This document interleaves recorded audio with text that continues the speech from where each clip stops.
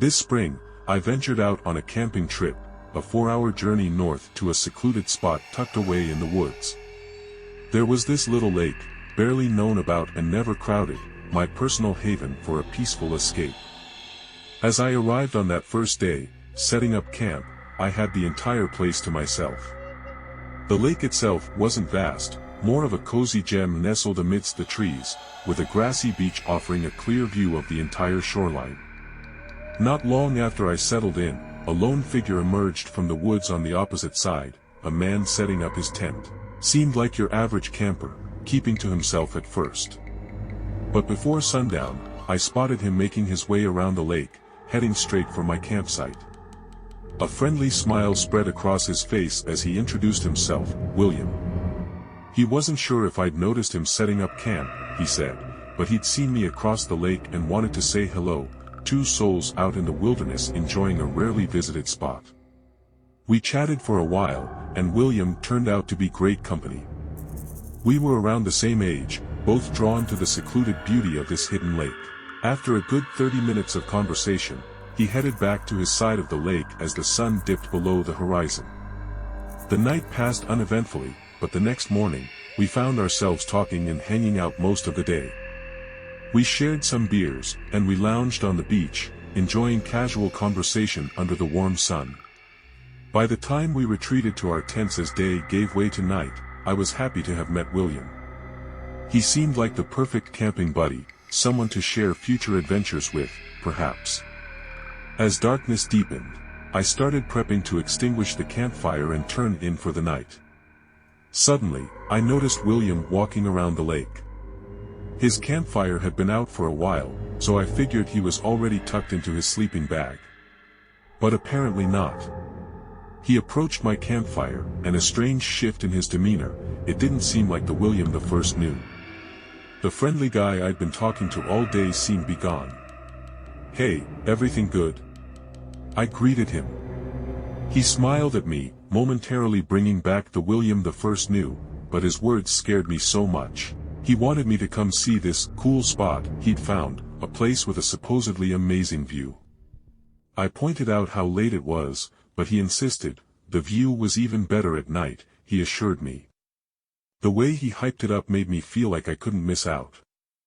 After all, what's the point of camping in the woods if you pass up breathtaking scenery, right?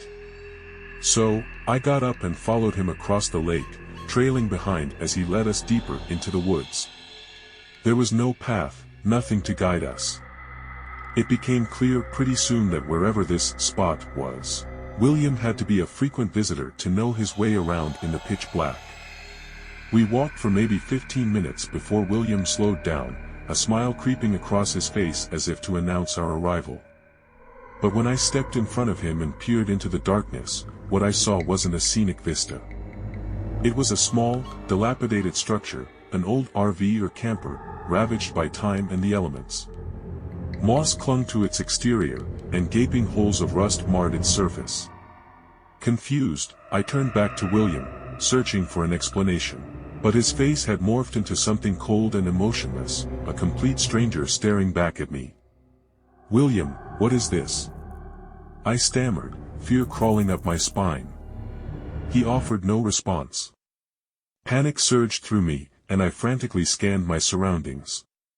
That's when I heard it, the rusty groan of a metal door swinging open behind me. A fleeting glimpse of someone emerging before I bolted. I sprinted with everything I had, the sounds of William and the other figure hot on my heels. I ran so fast. I pushed myself to the limit, running blindly until I lost them in the maze of trees. By then, I was hopelessly lost, disoriented and alone. All I could do was keep walking, eyes fixed on the trees, until the first rays of sunlight broke through the darkness. Finally, after what felt like an eternity, I stumbled back onto the familiar path that led to the lake. Peeking through the trees, my heart sank. My campsite was gone, no gear, no sign I'd ever been there. Somebody wanted me to leave no trace. To disappear me. Staying hidden, I cautiously made my way back to the main trail and eventually to my car. I reported the whole ordeal to the local police, but they never mentioned finding anything, and they told me to never mention this again or I'd have trouble. I was shocked.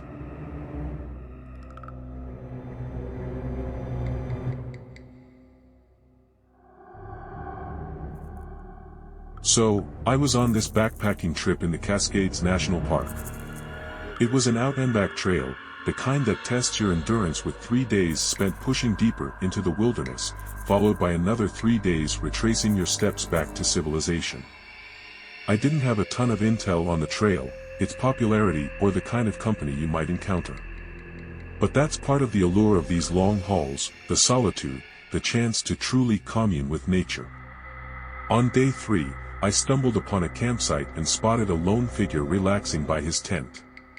We took a break to chat, and he mentioned setting up camp for the night before making a summit push the next day. My plan mirrored his, reaching the peak that very day, so I figured our paths would cross again higher up. We parted ways, and I settled into my campsite for the next 2 nights.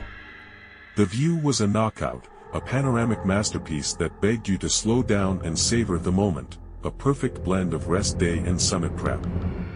As the day unfolded, not a single soul ventured past my campsite. By nightfall, I was the sole resident, the only campfire flickering in the vast wilderness. My thoughts drifted back to the guy I'd met, the one a day behind me who swore he'd be conquering the peak today. But he was a no-show. Maybe he had a change of heart, decided to retrace his steps for some unknown reason, or simply opted for another night at his current digs. Morning broke, and I shouldered my pack, eager to retrace my steps. However, a late start put a damper on my ambitious plans. The only saving grace was reaching that same campsite where the fellow camper was stationed. My muscles were screaming in protest for some reason, adding an unwelcome layer of difficulty to the trek. Before I knew it, daylight was fading fast. Headlamp strapped on, I pressed on, navigating the trail for another hour after sundown before finally reaching the campsite. The guy's tent was still pitched, seemingly untouched since our conversation. Given his plan to keep hiking and the peculiarity of lingering at a single campsite for days on a backpacking trip, I called out a greeting, hoping he was all right. Silence. An unsettling feeling crept in, a primal instinct that something wasn't right. I cautiously approached the tent, explaining I just wanted to check in on him. The entrance flap hung open, revealing an empty interior. A lump formed in my throat, a physical manifestation of the dread blooming in my gut. Standing there, I scanned the surroundings, desperately searching for any sign of him. Then, a flicker of light pierced the darkness in the distance, a faint glow emanating from the tree limb. Curiosity gnawed at me, and I cautiously started walking towards it, venturing about 40 yards from the tents before finding the source.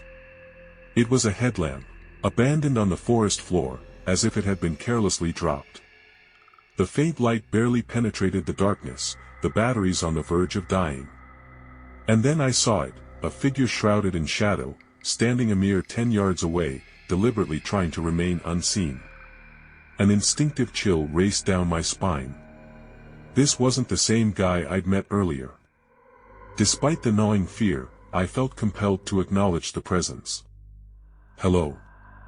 Need any help?" My voice echoed in the stillness. No response. "All right, I'm outta here," I stammered, my voice laced with trepidation. I hurried back to the deserted tent, thankful that I hadn't unpacked anything yet. Throwing my backpack on, I bolted out of the campsite, the headlamp in the woods shutting off as I retreated. I pushed myself to the limit, putting another 3 miles between me and that unsettling campsite. The next morning, I reached the next designated campsite and immediately reported the incident. My deepest fears were confirmed, the guy I'd met was missing. Out in the backcountry, searching for someone is like searching for a snowflake in a blizzard. The identity of the figure I saw in the woods remains a complete mystery. They might hold the key to what transpired, but the possibilities scared me to my core. Let's just say, the most likely scenario is the one nobody dares to utter aloud.